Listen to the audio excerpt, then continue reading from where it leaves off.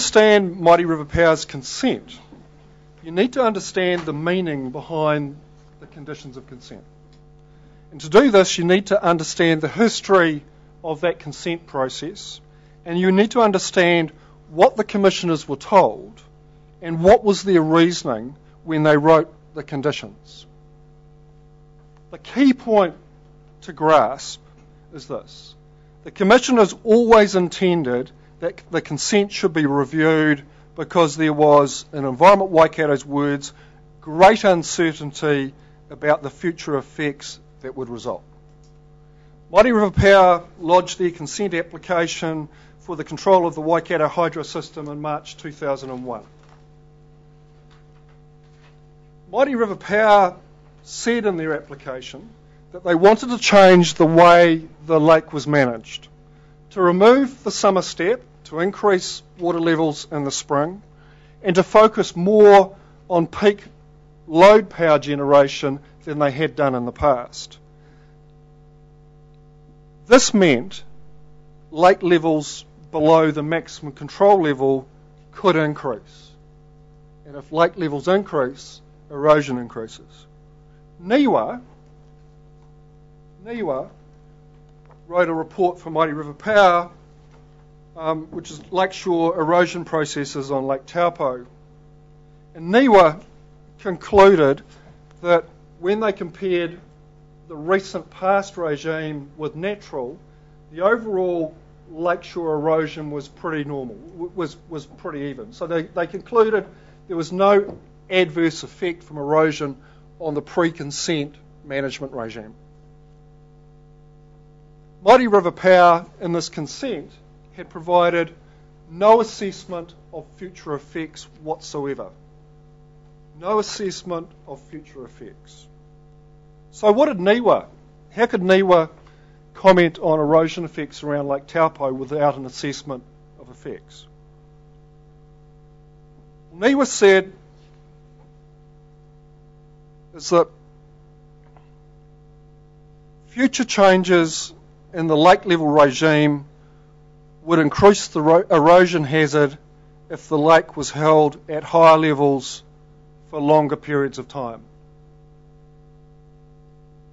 It's really interesting to note that very, very important piece of information never found its way into the executive summary of NIWA's report. It did not find its way into the assessment of effects. It did not find its way into the staff report received from Environment Waikato. This was a fundamental piece of information, and I wonder whether the commissioners ever saw it. As required by the RMA, Mighty River Power did not provide an assessment of future environmental effects, and this was confirmed by Environment Waikato, who accepted the Mighty River Power's consent application. So how was it managed? In lieu of a full assessment of environmental effects into the future, Environment Waikato accepted and Mighty River Power provided general and overriding assurances, and they said at least 7 times in their document, and I'll provide you with some information later on which is fully referenced back to all this documentation. And they said, gave overall general assurances to this effect. The future operation will continue to be very close to the natural regime, therefore no adverse effects will occur. Future operation will continue to be very close to the natural regime, therefore no adverse erosion effects will occur. Environment Waikato in their staff report were clearly pretty concerned. And I quote directly out of that document, "There is little information available regarding the historic environment against which comparisons can be made, and there is still considerable uncertainty regarding the likely future effects of the proposed operating regime." So Environment Waikato went on and recommended that review provisions should be able to address the effects of the manner in which the hydro system is managed.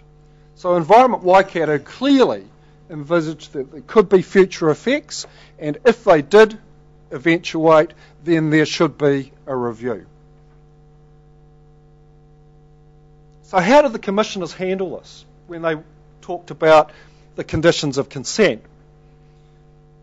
And we're very lucky because in this document here, the decision report, when discussing adverse erosion effects, in their report they carefully recorded their reasoning when determining how to mitigate erosion effects on Lake Taupo.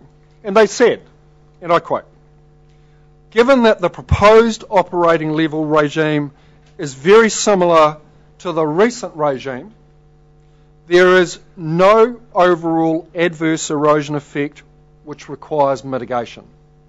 So they haven't mitigated for anything that wasn't natural. And they accepted the assurances of Mighty River Power. They had no option without any evidence to the contrary.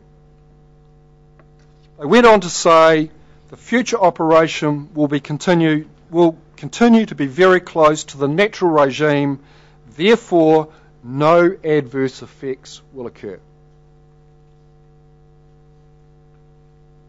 The conditions of consent carry on and talk about responsibility. The consent holder shall be responsible for any erosion control works to control or remediate erosion which occurs as a direct result of the exercise of this consent, which would not occur without operation of the system, i.e. if it was natural, it would be fine. When discussing the terms of the consent, they said that they've provided opportunities for review as recommended by Environment Waikato to review the effectiveness of the conditions of the consent in avoiding mitigating any adverse effects on the environment, and if necessary to avoid, remedy or mitigate such future effects by way of further amended conditions. During the appeal, Mighty River Power commissioned Tonkin and Taylor to analyse and recommend a solution to the erosion problem at Waitanui. Contained in their report is data that establishes that peak erosion forces arriving on the lakeshore at Waitanui occur just below the maximum control level. It's very unlikely that the commissioners would have seen this because the independent interpretation of that data was not completed at that particular point in time. So, Johnny, this here is basically water level bands across the bottom here. It's a frequency distribution curve again. This is erosion energy here. Just look at this as a relative scale. Okay, this is the erosion energy being imparted on the beach at Waitanui under natural conditions. This here is erosion energy being imparted on the beach at Waitanui under the recent control, the pre-consent, and now the post-consent regime. So you can see at level 357.1, underneath the maximum control level, the energy is focused on the beach. I kind of use this analogy. If you've got a machine gun and you want to chop a tree down, do you spray it all around the forest, or do you focus it on the bottom of the tree? If you focus erosion energy at certain levels on a beach, the beach will just erode and march inland. The frequency distribution presented before establishes beyond any reasonable question that Lake Taupo is not being operated similar to natural or similar to the recent regime as promised by Mighty River Power and as assumed in providing mitigation for erosion on Lake Taupo.